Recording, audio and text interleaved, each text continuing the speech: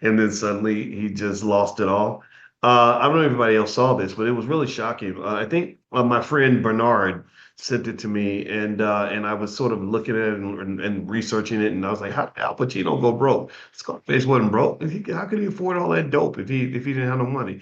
And so anyway, so yeah, so I thought it would be interesting to kind of talk about that a little bit, just to kind of see like if like what red flags are there, like what is it that happened there that would cause something that crazy to happen to a guy who has been a star for a very long time. I watched something on it was a show on Paramount. It was called The Making of the Godfather, and which was really fascinating because apparently they had to make deals with the mafia to get this movie done.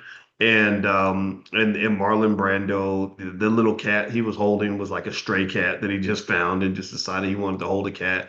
And it's just crazy, crazy stories. But anyway, so let me go through this really quickly and kind of give you some insights on this. And before I move on too, I want to remind you that today the real estate club is meeting. So if you have an interest in learning about real estate, we have a great guest. Her name is Lala Anthony, and she does real estate. She lives internationally, but she does work in all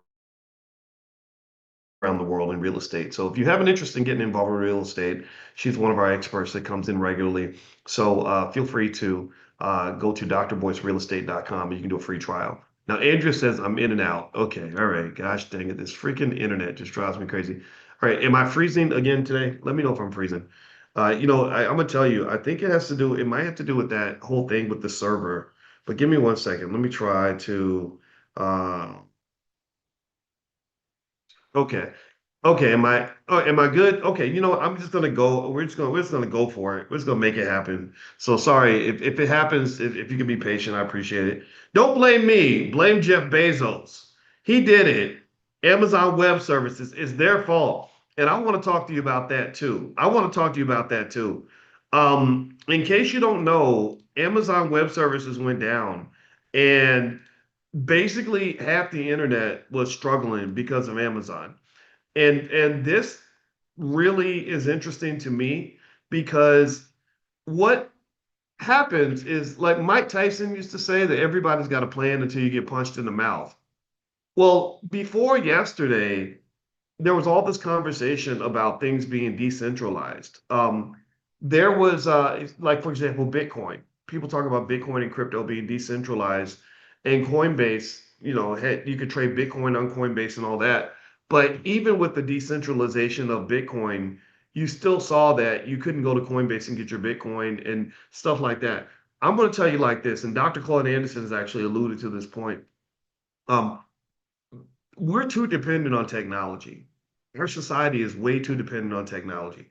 When or if somebody comes in and finds a way to disrupt the electrical grid, take down the data centers or whatever it is, whatever it takes to do that, that's going to really change everything. That can really change everything overnight. A big solar flare could change everything. So this made me think about the fact that things are rarely as secure as they pretend like they are. I don't believe that they are as prepared for anything as they make you think. I'm hopeful that they'll go back and look at this situation and say maybe we need to have redundancies in place, to even more redundancies than we had before, because the idea that Amazon Web Services can go down and take down half the internet with them is a very scary idea. That means we're not diversified. You should be diversified. I would have assumed, okay, if AWS goes down, they got backups, over in California and another backup, in Europe, but no, AWS went down. Half the internet goes down too. And here's the deal. Look, your money is in these bank accounts. And I've always said to you, when I talk about diversification, I'm not just talking about diversifying across stocks. I'm not just talking about diversifying across asset classes. I'm talking about diversifying across technologies. I do not have all my money in one bank or one tech space. I don't do anything in one place. I just don't. Um, so I mentioned to you all that I've lost probably about 2 million followers. I lost one Facebook page that has 660,000. They just took it. I lost an Instagram page that had 500,000. Now I got 194,000, and I guess I'd have 700,000 or something if that never happened. I lost 1.2 million followers on different Facebook pages. The only reason I was able to keep moving, and I mean, we didn't miss a beat. I was pissed. I was angry, but we didn't miss a beat because I had 25 pages. I had my stuff splattered everywhere. I said, no, I'm not going to be in one little silo. And whenever I'm giving people advice about building their online business and all that, I'm like, put everything in one place because one tech glitch can destroy everything. I remember I went to this event in Seattle. It was I was invited by this guy. It was a white guy. It was a libertarian. He's a nice guy. And I think he was a billionaire or something. And because I remember when I went to meet with him in not Pasadena, it was Malibu, where rich white people live. And he was in this fancy hotel taking meetings in the lobby. And the guy that met with him before me was the guy who was the founder of MySpace.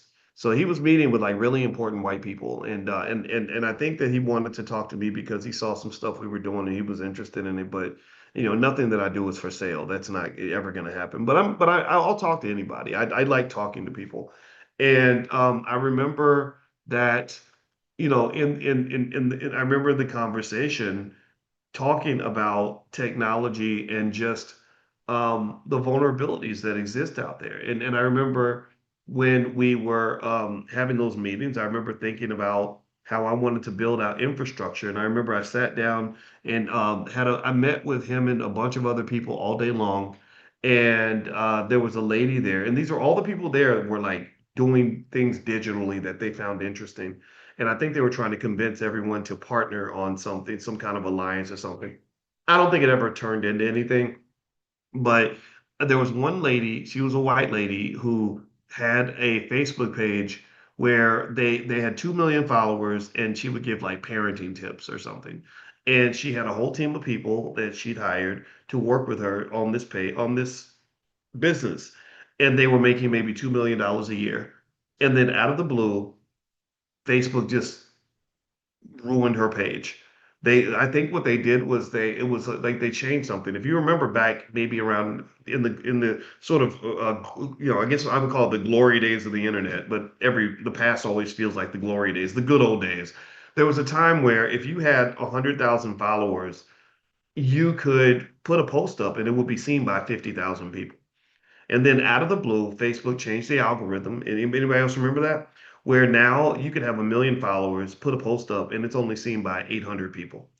And people were angry, livid about that. Like and the whole model was we want you to do the work. We're going to make you the slave. We want you to build up this massive audience for us so we can segment people and we can learn their behaviors.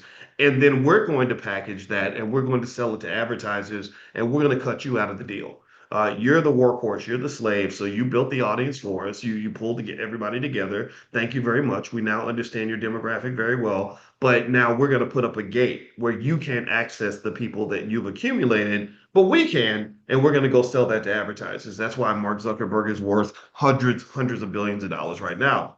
And so what happened with her page was because they put up the gate, her revenue dropped from like 2 million a year to like 500,000 or 250,000. And if you know anything about business, you'll know that a 70-80% drop in revenue will destroy you. And so I remember she was in tears because she had to fire a bunch of people on her team because she just didn't have the money anymore. So ultimately, that conversation made me think about something that I thought about extensively during my doctoral program, which was risk. And so the risk was, well, most of your business was being done on this one Facebook page. And you always have to say, well, what if? What if they just took this away from me?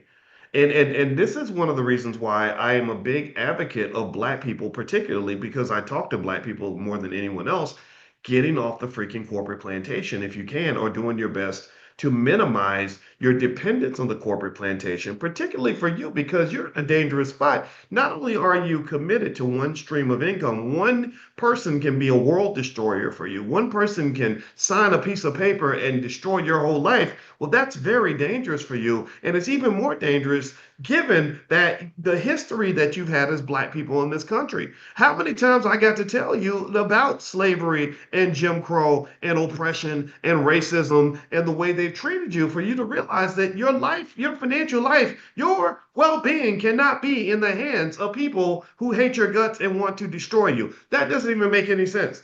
That's absolutely insane. That's crazy to me. And so I just kind of think I'm kind of radical about this. I'm very radical about the idea that we cannot be training our kids to go work for white people. I don't dislike other people. I'm not trying to be nasty. And I got to stop saying white people. When I say white people, people get scared.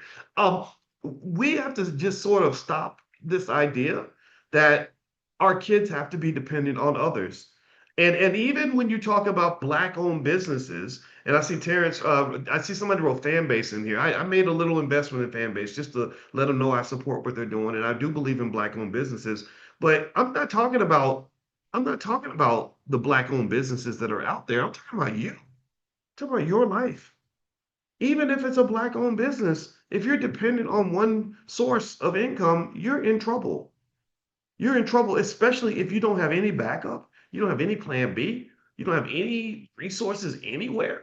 And the thing about it is that it's a long-term project. It's not something you can fix overnight. It's like getting healthy or losing weight. You can't lose 100 pounds in 2 days. You have to commit to going to the gym. That has to be part of your culture. Your culture, your habits, your the things you do repeatedly will come to define you much more than any one event. So really, when I'm raising kids, in my mind, number one, I've told you that every Black child should have somebody buying stock for them from the time they're born. That's what it means to love a child. Somebody's preparing a plate for you. They're getting the world for you. They're making the bed for you. So that when you become the debutante, when you enter society, you enter with an army at your back. You enter with security and support that you're supposed to have. You enter with the backup that has been built for you since you were a baby. You don't walk out here butt naked with no skill, no ability to survive. That's child abuse. You're hurting the child when you do that because America is competitive. America is cutthroat. Economically speaking, money is put above people. Amazon just laid off, I think, 60,000 workers because they're going to replace them with robots.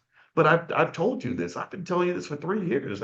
Amazon's always, Jeff Bezos is a robot techie guy. He does not like human beings. The Elon Musk and the Jeff Bezoses, they're the kinds of guys that would sit in a room and work on their computer all day long and not talk to a human if they didn't have to. So it's a no-brainer to predict that at some point they're going to get rid of the humans so they can keep the money to themselves and depend on robots because robots aren't going to they're not going to pick it outside your factory. They're not going to demand bathroom breaks. They're not going to demand a pay raise. They don't even need lights. Did you know that there's a whole factory in China where literally the robots are running the whole factory and they don't even turn the lights on because robots don't need lights. So you ain't even got a light bill in this factory. So this is the world you're going into, and you got to be prepared for this. And more importantly, if you love the babies, you love the kids, you love the grandkids, you got to get them ready. And the best way to get them ready is to get them locked and loaded and armed and safe with resources.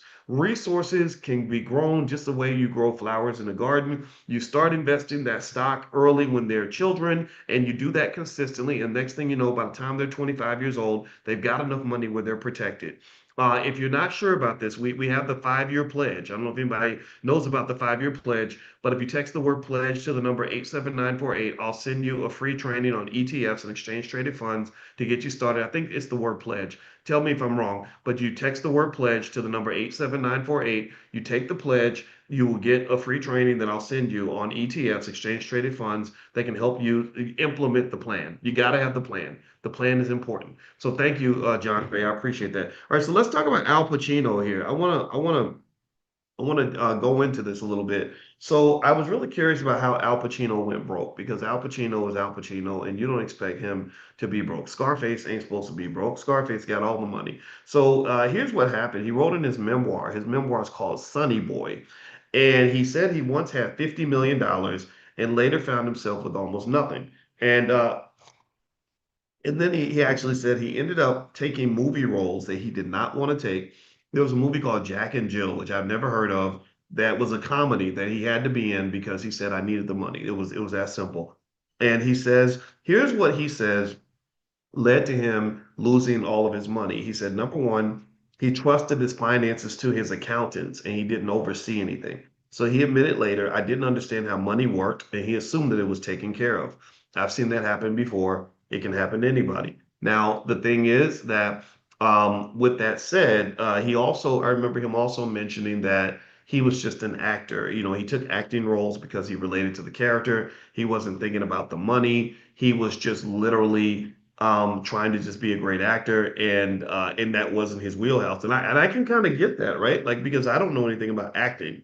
I know money, but I don't know acting. So I can't imagine me being expected to understand the nuances of what it means to maintain a quality acting career. I wouldn't know how to do that. And so part of that means that when you get some resources, having that team of people that you trust and meeting with that team and having advisors that you can work with to kind of talk through things is critically important. Now, one thing that's really funny is Calvin says Claymation Boyce is a good actor. I'm going to bring him back. I'm going to tell Christian to bring Claymation Boyce back.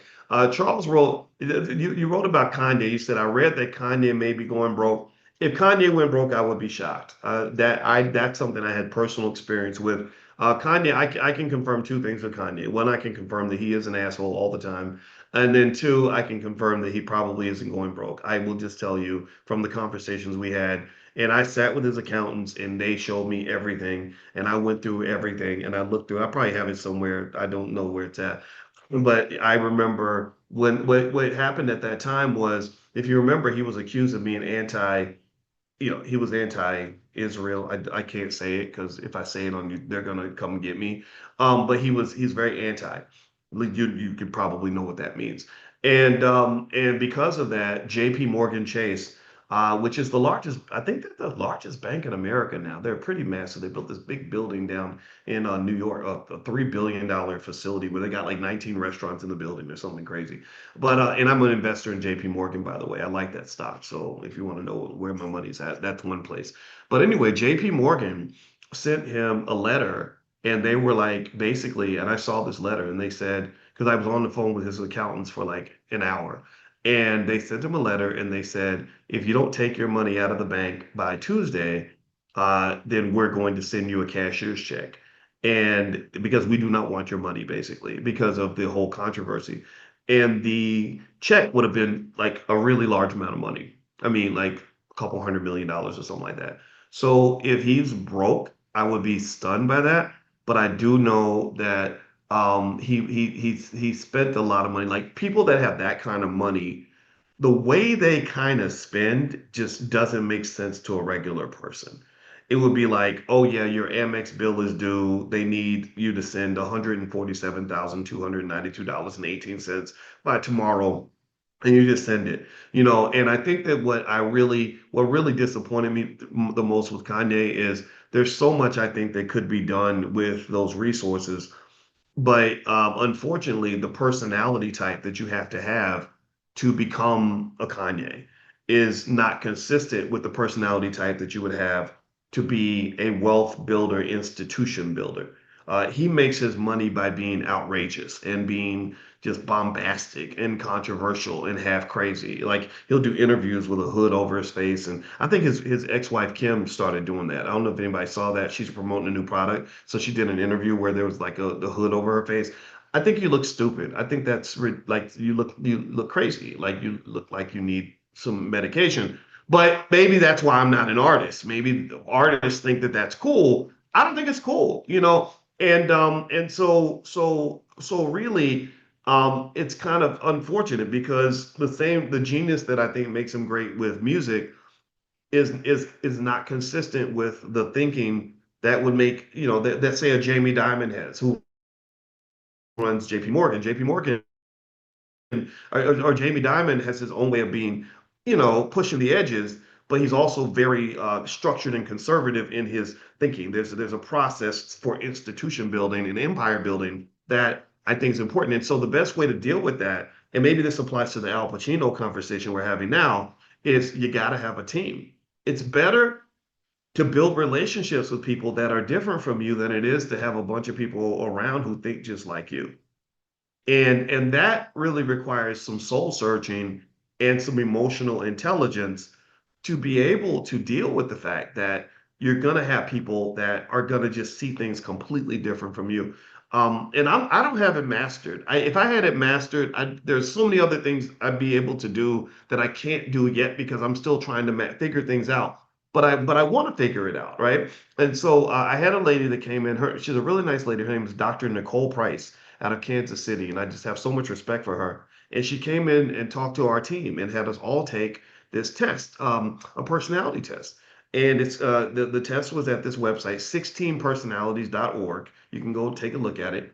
And anybody know about that where they give you like letters? You're like an INFJ and or EJQTQ. I don't remember, but anyway, everybody gets like four letters that describe your personality. And I learned so much from Dr. Price about how you can't have the same conversations with different people and expect them to understand or see things in the same way. It's not gonna work. So by me knowing what my team members' letters were and how they interpret what I say, it let me understand the importance of being able to allow people to really live in their light, right? Connect to their talent, and instead of pushing them into places where they're not comfortable, where it's a square peg in a round hole, right? Or assuming that the whole world sees everything just like me. I think men and women make that mistake all the time. Like I'll hear women say, "Well, of course, why would that man do that? That makes no sense." And as a man, I'll be like, "I understand exactly why he did that, but you're not a man, right? Or I'm not a woman. I can't look at what a woman does and say, well, why didn't you just do that? That's what it, because I'm not a woman, right?" And I think that just basic stuff like that, we don't do that enough because I think we kind of inadvertently raise people to be narcissists. I really do. Like all about me, me, me. I think I told you about that, right? I just look at families and relationships and I don't even see how people expect it to even last because everything's like me, me, me. I gotta find my peace, my happiness, my truth, my blah blah blah. Me. And oh my Lord, you sound like you're training for the opera. Me. But anyway, with that said, going back to that, if you look at Pacino and how he lost all this money because he is an artist to the core, one of the best on earth, takes a lot of concentration. It would be hard for him to switch from being the artist to being the accountant. Accountants and theater actors have different personalities. They're just not the same. So, in my view, it'd be like, oh, just go get you a real good accountant and then get you a good person to watch your accountant, to work with your accountant, and then get you a good, manager, and then let them do their thing. And everybody kind of works in their area, and then everybody meets and talks. Um, and something I was going to say about that, but I can't remember what it is. Yeah, because I can tell you this. Oh, here's what I'll say. Um, because if you don't understand team building, then what will happen is that you're going to become your own bottleneck in your growth. You're building a business, you're going to be the bottleneck because you're going to try to do everything. And this is for all of you that are either building businesses or thinking about it, and you're kind of a one man, one woman show. You got to get some teammates. Even if you get some AI agents to be your teammates, they can do other stuff. Practice the art of delegation. And delegation isn't just something that you should learn, it's something you should teach children. Teach them early, like you look, don't try to do it all by yourself.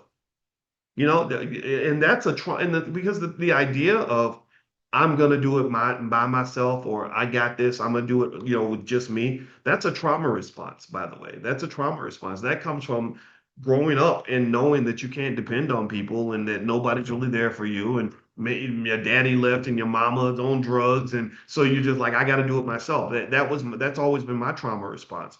And so that ability to trust others and let your guard down and be vulnerable and say, okay, I can't do it. I need your help. That goes a long way. And this is why relationships and all that and delegation are an important part of wealth building. And relationships and delegation are the same, right? It's hard to delegate with people if you don't respect them or if you don't treat them with dignity and respect. In fact, Walmart learned this is delegation on a mass scale, but Walmart they made the really insanely courageous decision years ago to give the largest pay raise in history. They gave they raised everybody's pay, and it wasn't even a whole lot of money. It was like $9 an hour at the time. Now this was a lot. This was more back then than it is now, and it's they should still pay them even more. But it was a big deal at the time because when they gave the pay raise to the employees, the stock price tanked. The investors were not happy. $21 billion in market cap was eliminated and annihilated just like that. But the managers stuck to their guns and invested in people. And what happened was years later, when they studied the effects of Walmart investing in their people, they found that it made Walmart so much more profitable. It made them so much of a better company. Their retention was so much higher. Their productivity was so much higher. Because guess what? When you treat people well, they're going to treat you well. When you pour into them, they're going to pour into you. Right. And Costco is the best at this. Costco understands that really well. Costco, when people go to work at Costco, they don't quit. And so, really, that ability to delegate to others and then to also make sure that you delegate with dignity is I think, a core philosophy in business that I encourage you to learn yourself as you build whatever you're building, but also teach that to your kids. Right. Again, in our Black Millionaires of Tomorrow program, which is our Black Business School for kids, we work on one model. It's called the Sturdy model. This is not in a textbook anywhere. We develop everything in house. The Sturdy model stands for Systems, Technology, Entrepreneurship, Relationships, and Delegation for the Youth. And it's spelled STERDY.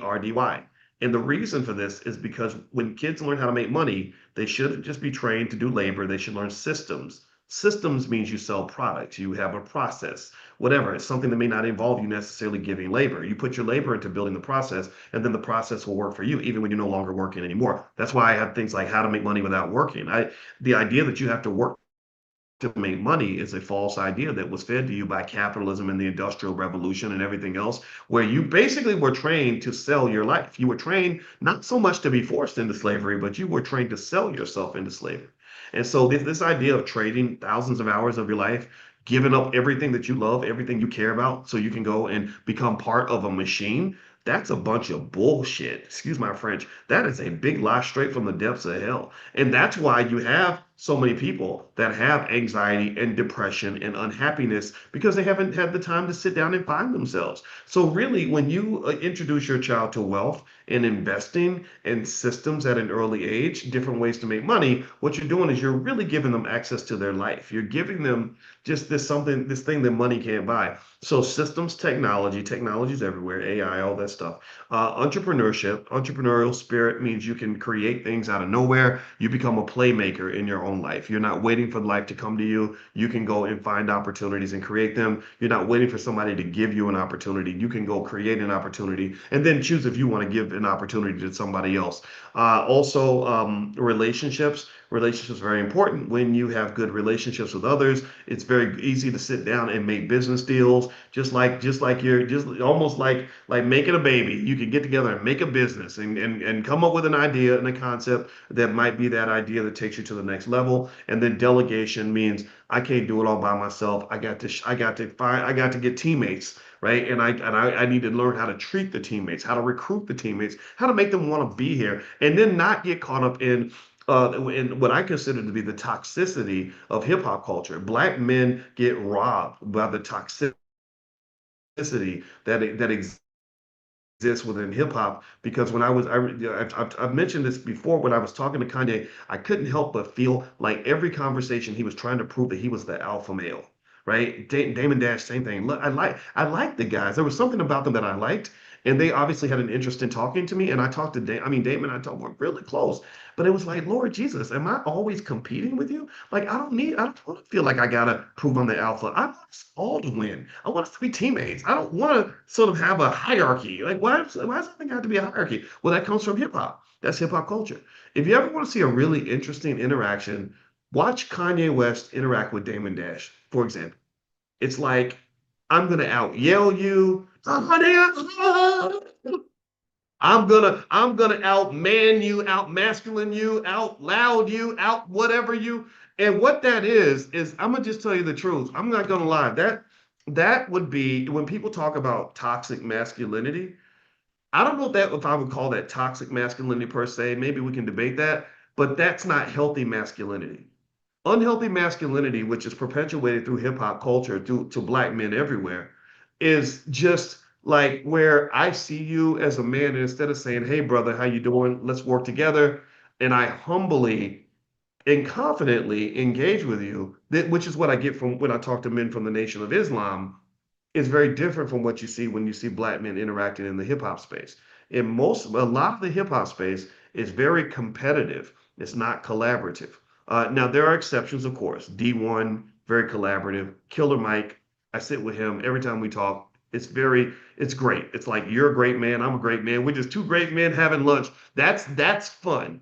But in some spaces, you get to the point where it's like, Lord Jesus, we can't do anything together because you unfortunately haven't worked through your trauma. You haven't healed for whatever you went through that's causing you to feel like you got to compete with everybody. You got to fight with everybody. You have to dominate everything and everyone around you and become incredibly dismissive of the perspectives of other people that you're talking to, right? Like literally, if you're the kind of leader who doesn't know how to listen and shut up and listen and respect and engage and respond in a relevant, meaningful way to what other people have to say, something's wrong with you. You need to go get some therapy. You need to go, you're the asshole in the room. That's what you are.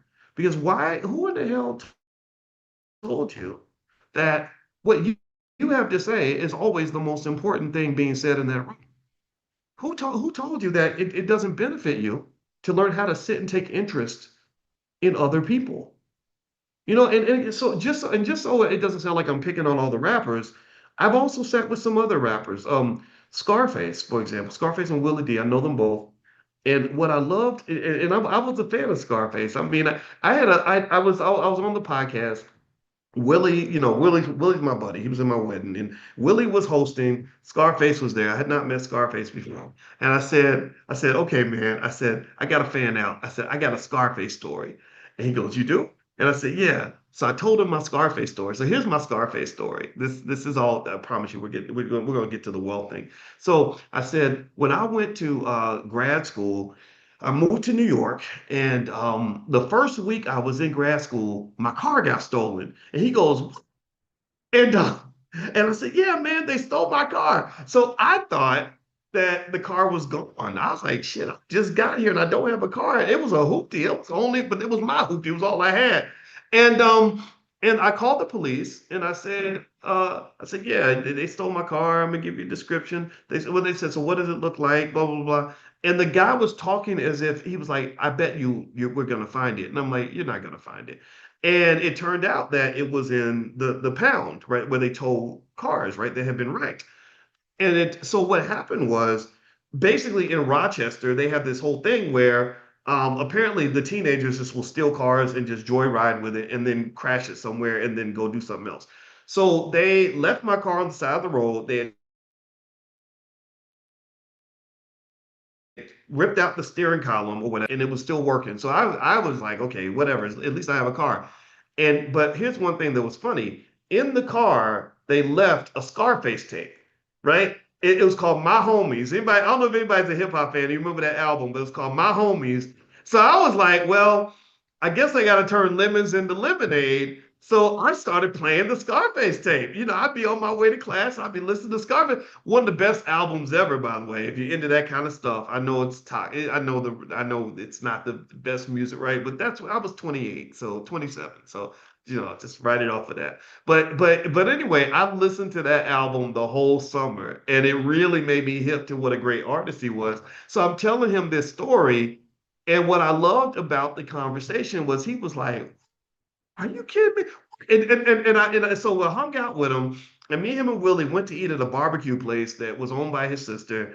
And when we came in, they see they were all that they were coming in. Nobody cares that Dr. Boyce Watkins is walking in. It's like, oh, there's Willie and Scarface. So they start playing old Ghetto Boys music, right? And I'm fanning out. I'm like, this is so cool. I love, because I love the Ghetto Boys back in the day.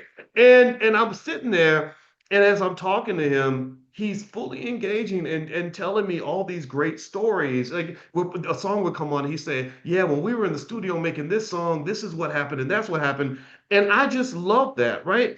And what I'm saying is that it was so it said a lot about character in terms of the fact that he took interest in my story. He didn't assume that because I am the famous guy, I'll never be as famous as the Ghetto Boys are, right? I'm known a little bit, but I'm not like at that. I'm not mainstream like that. But he just sort of said, no, you're the interesting one. I want to hear your story, and that to me, that made me like this guy, right? So my point here's my tip for anybody that's starting a business, trying to do something big.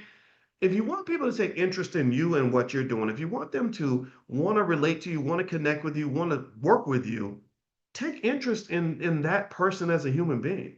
Teach that to your kids. Tell them to just listen. Learn people's names.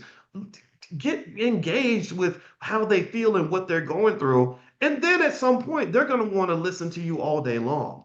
Right. And that was something that, and it made me sad when I go into places and that doesn't happen. When I see extreme ego, and especially with this is one of the reasons why I don't enjoy celebrities that much. Whenever a celebrity reaches, every now and then a celebrity will reach out. Again, I told you, I've never ever tried to get in touch with anybody. They would just randomly call me, and it'll be interesting people sometimes. Like when my friends like, yeah, Ice Cube wants to talk to you. I'm like, the Ice Cube? Okay, cool. Wow. And he's a great guy, by the way, too. And it is kind of like one of these things where sometimes though you meet people and they're super famous and they're really successful, and you can just tell that their eyes are glazed over and they're on another planet, and they have no interest in anything other than how their own greatness. They're sitting around smelling their own farts, so to speak, and thinking that whatever they're saying or doing is the most important thing, and never become the interest. Like if you want somebody to come and work for you, if you let them know that, okay, I care. I want to understand you. Tell me what your goals are. Who are you? What's interesting to you? Or your kids. You want to relate to the kids? Pay attention to what they're interested in. That's how I got to know Alicia's kids, because they didn't, their mama picked me. They didn't pick me. So they're just sitting there looking me up and down like, okay, who is this dude? Right. So I connected with them by watching what they were interested in. And then I would take an interest in what they were interested in. And then they started taking an interest in me. That's why the kids eventually, if you come to the convention, you've seen us take the family photos together with the kids and everything, because they just said, okay, this guy, he does actually give a damn. So let people know you give a damn. That's a pastor, Kevin Cosby, who's actually coming to the convention this year. He's super smart, and I got to make sure I invite him. But he has a saying that I love, where he says, "Before you correct, you must connect. Before you give instruction to people on anything, you got to let them know that you give a damn." And then they're going to listen to you. That goes for kids. It goes for coworkers. It goes for business partners. It goes for a spouse. It goes for anybody that you're going to ever ask to work with you, invest in you, partner with you, whatever it is. Before you correct, you must connect. So learn how to connect, and then you'll be good at that. And that's a skill that should be taught to children at an early age, right? You can be as confident as you want to be. This is the thing. People think that to be confident, you got to be loud and arrogant and everything else. Again, this is one of my beefs with hip hop culture. Where's this all coming from? But you can be confident and still listen to people. In fact, that's a greater sign of confidence, because you don't have to, like, I don't think I'm a great man. I know I'm a great man, right? I don't think that I'm really good at what I do. Oh, I just know it. Why I got to go tell you? I already know it. What are we even repeating the obvious for? Like, that's, to me, I think that's more interesting than somebody who's like, yeah,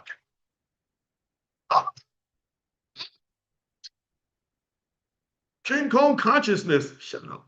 All right. So anyway, let's get back to Al Pacino here. So just so you know, just to make this clear, all this rambling that I've just done and going in that direction, this is all economics.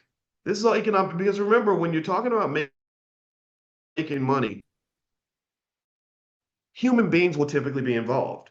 And the thing about human beings is that human beings are always human. And dealing with human beings means understanding how to relate to them in a certain way. If you relate to human beings in a very good way, that becomes a multi-million-dollar skill. Go ask Dr. George C. Frazier. That man, if you talk to that man for 10 minutes, you're gonna like Dr. Frazier 100%. Can you guys hear me? Okay, let's do a quick audio check. Give me a yes if you can hear me. Give me a quick yes if you're able to hear me. Okay, I want to make sure this is coming through all right. And as you give me the yeses, okay, and I'm looking for no, okay, okay. Shirley says in and out. I'm sorry if it's in and out. It's Amazon. Blame Jeff Bezos. He did it. But anyway, by the way, tonight the real estate club is meeting. Lala Anthony's coming in. She's going to do a training on real estate and answer questions and help you make your move in that area. If you want to join the real estate club, you can go to drboycerealestate.com. That's drboycerealestate.com and use the code word, I think it's morning. You can either do a free trial or you can use the code word morning and it'll drop. The monthly fee for the real estate club is $89 a month, but this will drop it down by 40% to 53. So, and remember the other thing too is that one membership is good for your whole family. You can share with anybody that you want.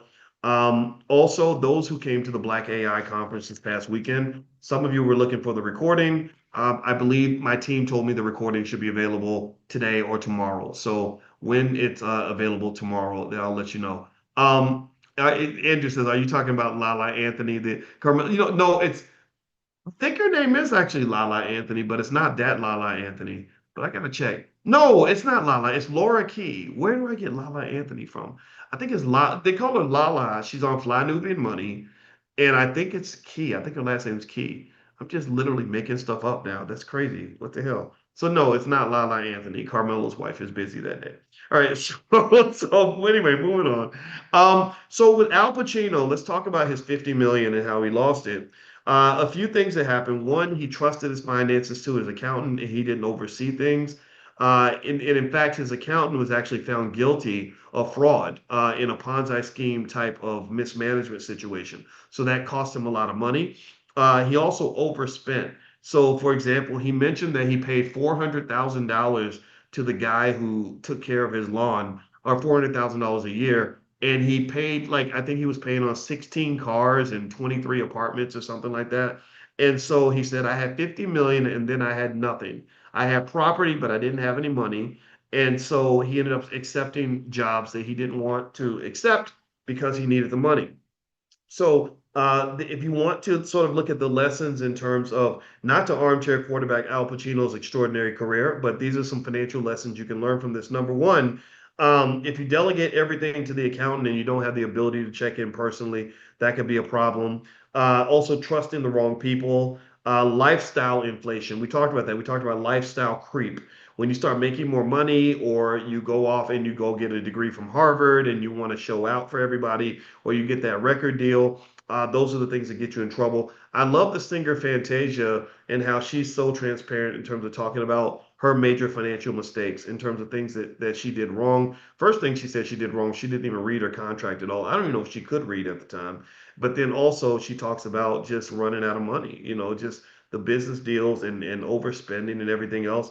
And that happens a lot. If you go in the music industry, you see a bunch of financial horror stories, like the poor guys at New Edition and how they did that whole world tour and ended up losing, ended up getting a check for 89 cents or something like that. And I want to be respectful on that because I think there's a member of New Edition who does come to class each day, and I talked to him one day. He's a nice guy, smart guy, and I imagine there's no better way to learn about finances than to go through something like that. But remember that tragedy is a blessing for the next generation, right? He gets to tell his kids and grandkids, look, this is how they did us dirty, and this isn't going to happen to you, and this is why, and let's understand the Clive Davis business model too, so we can understand how to go into this multi-trillion-dollar industry with authority as opposed to scarcity, right? We want to go in with power as opposed to being desperate.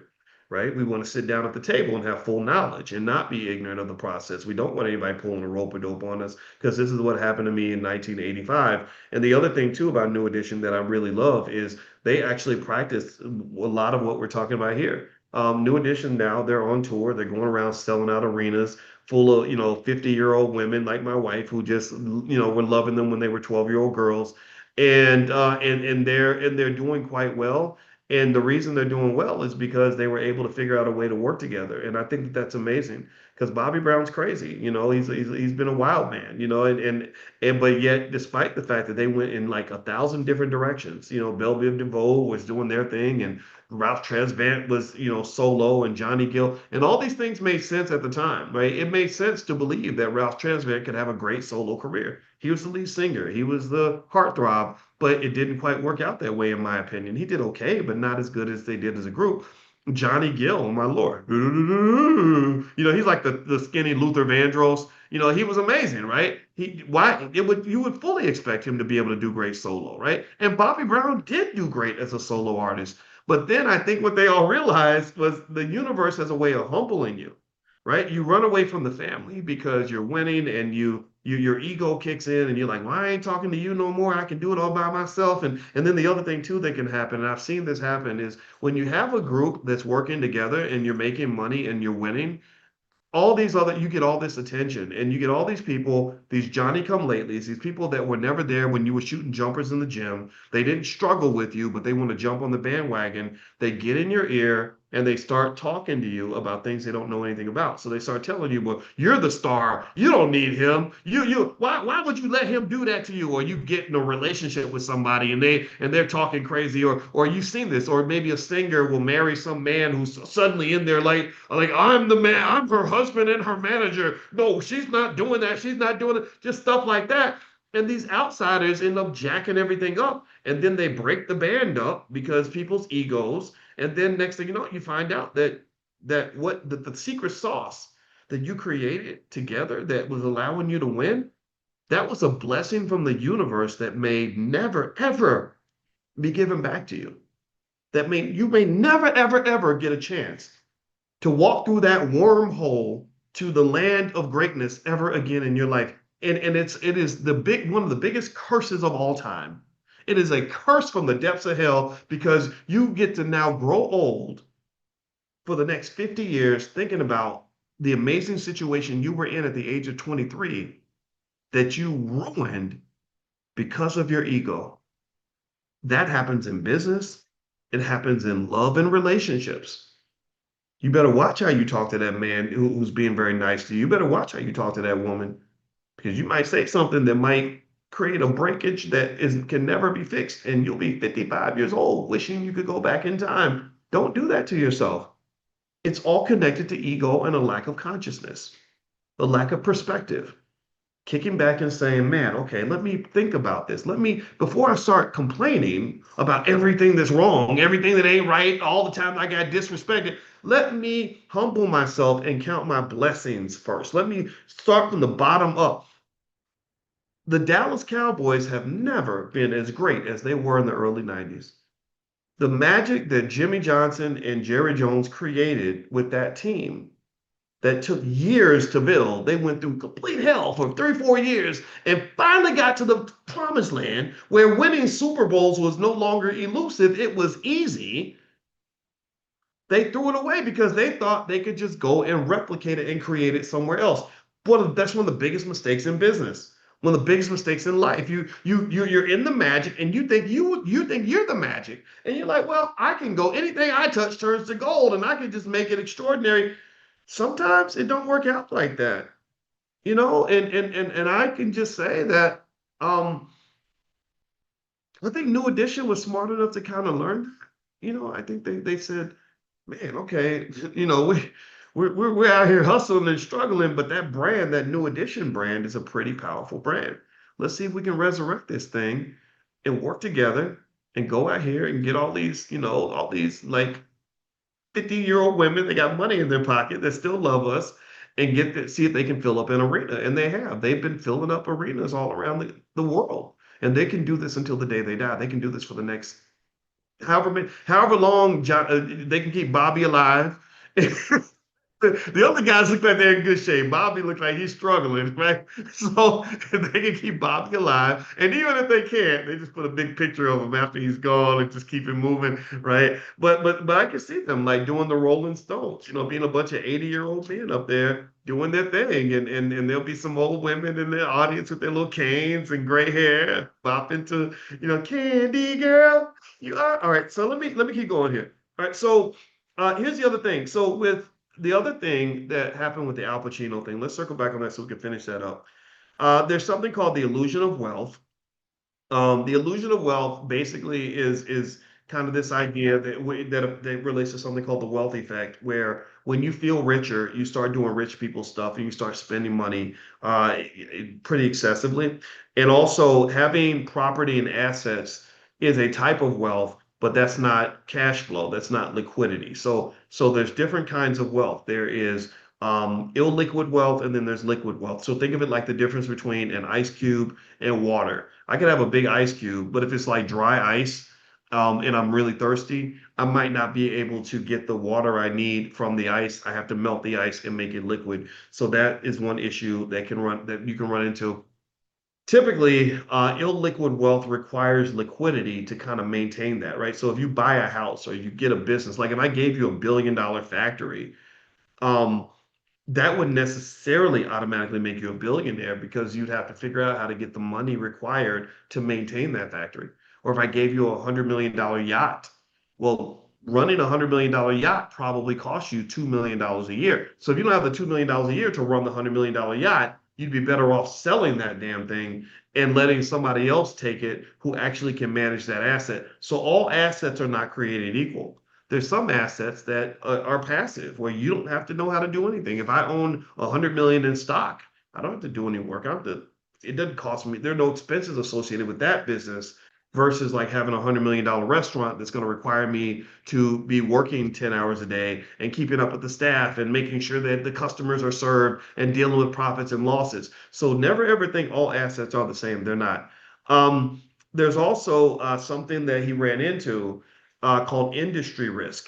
A lot of young people that go into any industry, acting, sports, or whatever, sometimes they're not aware that economic conditions change. The thing that was hot this year may not be hot next year. The change is the only constant when it comes to economics. And the ability to prepare for various changes is extremely important. It's something that you have to think about. It's something you must be conscious of. This is where financial consciousness kicks in again. Consciousness means that you understand that this too shall probably pass, right? You're Al Pacino, you're 25 opportunities to be in these movies. You can't assume it's going to be like that forever. So for him, he found out the hard way. He wasn't hot anymore.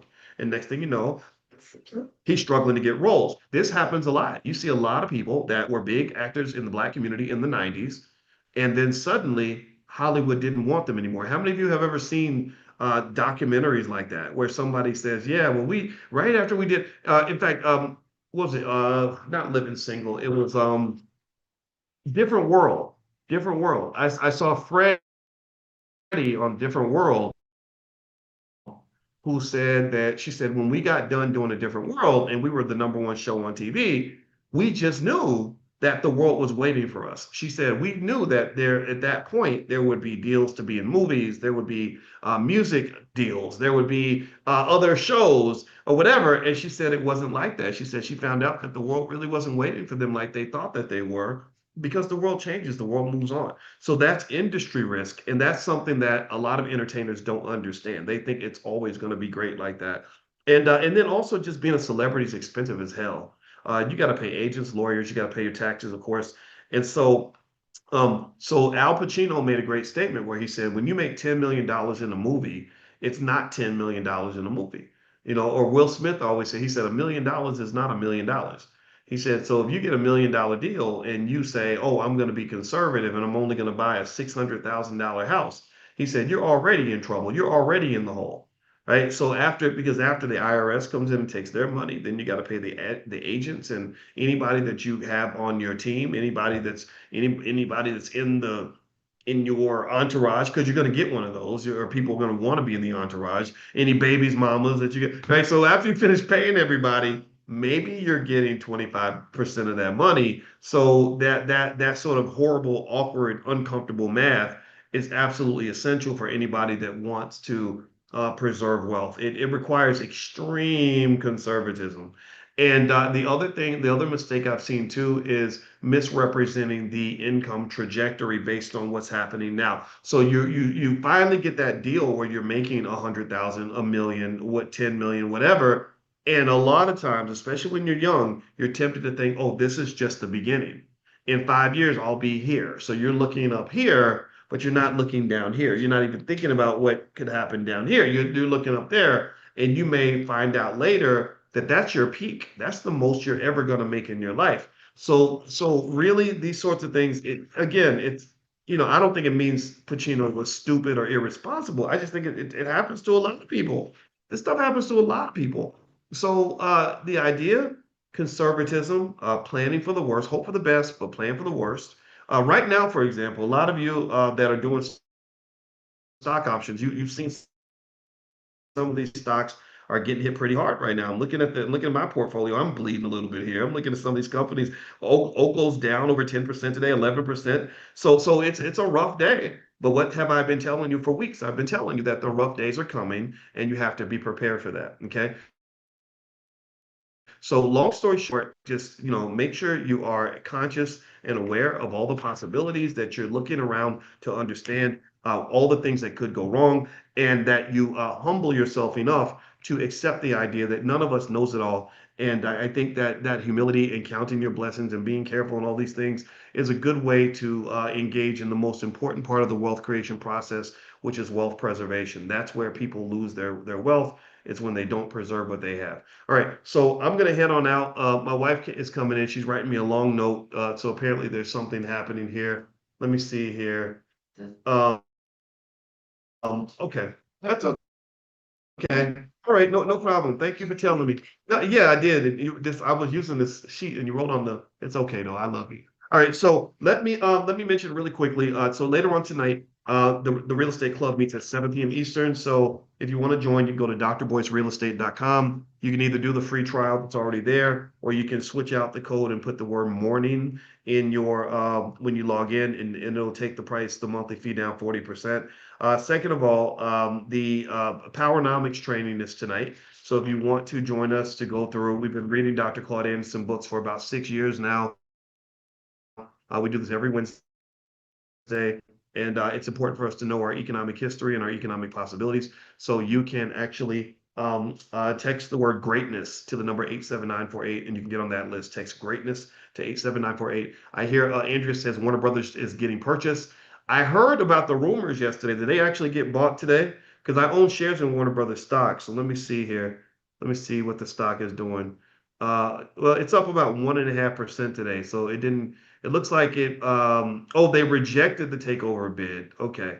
They rejected bids from Paramount, Skydance. Okay. So maybe they're going to go back to it. I don't know. It's already gone up 50%. I sold a bunch of it this week. I bought it because of the Superman movie. I just felt like they were going in a different direction. So happened to be right. It worked out. So, all right. So I'm going to follow up with you guys soon, and I hope you have a wonderful day. God bless you. Thank you so much for listening, and I look forward to seeing you soon. Take care, everybody. Bye bye.